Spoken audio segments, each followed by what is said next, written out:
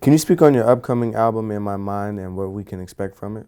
The album in my mind is pretty much the thoughts that have been going through my mind, or what we could capture in the amount of songs that we want to use for the album in my mind. But it's pretty much a widespread platform, far as genre-wise, far as sound-wise, far as conceptually.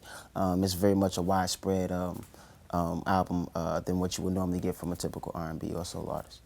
What would you say inspired it? The things that inspire it is everyday life, my life experiences, others, of course, my thoughts, things that others may think in a difficult way. I feel like I simplify it, or think of it in another way conceptually, to help myself understand it, or to be able to move through it, or to be able to overcome it.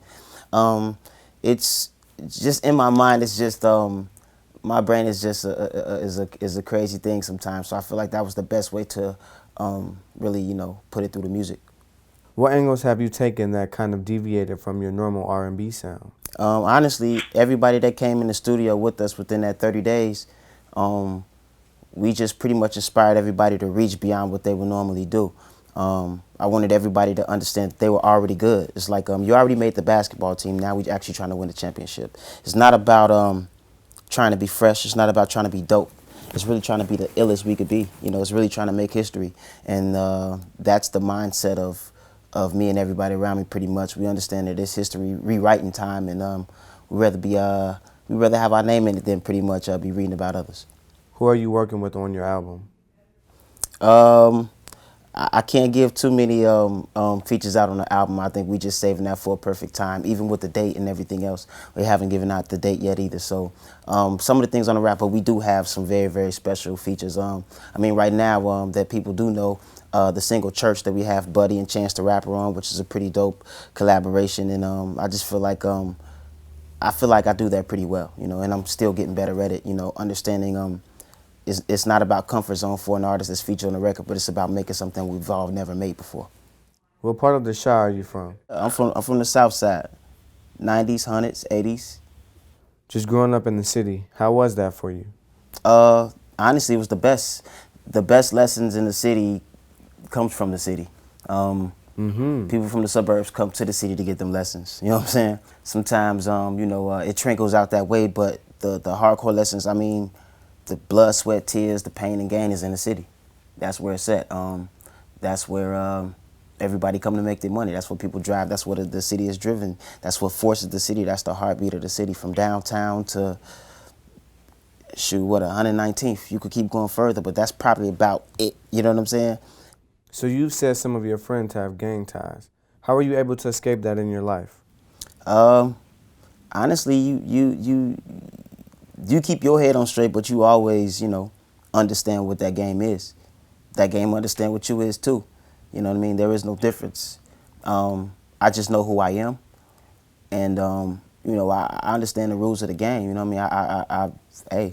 I grew up around it, so I salute it. I understand it. Okay, was there ever a situation where you got involved in any of those conflicts? Growing up in it, you have no choice but to have scuffles. So yeah, if what you asking, we got in the fights. You know what I mean? You go to a club and they go down, and you with your neighborhood, what you gonna do? You ride with your neighborhood.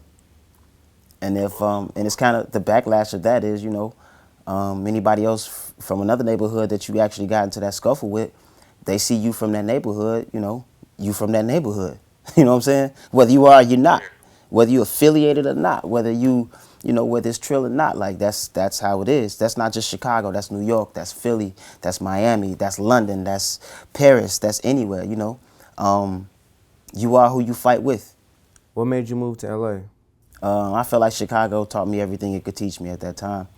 I feel like everything Chicago taught me, I was able to take around the world, actually, from keeping me safe to giving me the hunger to grow and want more, to want to know more, to want to do more, to want to see more, to want to live more, all of that, man. I salute any other artist that pretty much is able to do what I'm doing now from, Los Angeles in Chicago, still able to see their family and all of that, because I kind of missed a lot of that. Leaving home, wasn't able to see moms as much, wasn't able to see my family as much, wasn't able to see my friends as much.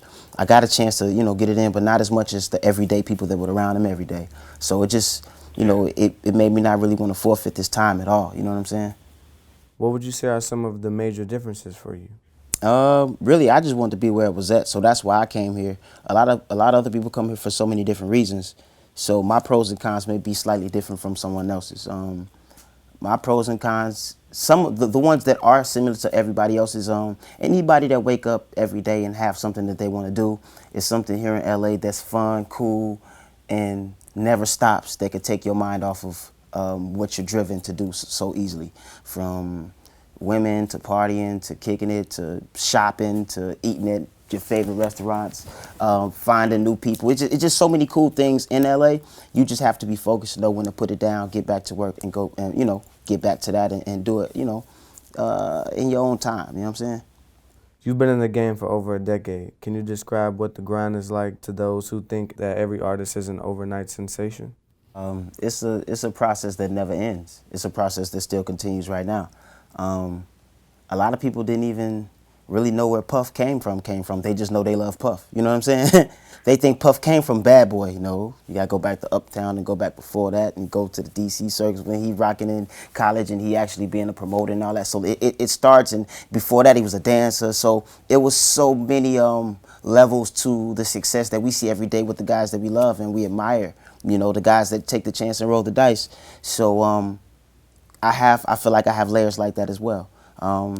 My layers are, just even beginning, I started writing poetry, man. I sang on the side. I never combined them until my friend Kevin Randolph pretty much convinced me to do so.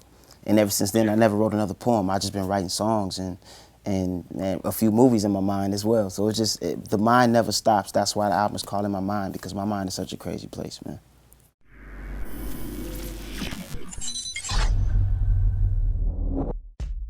Like, Charged Up was decent. It had some bars in it.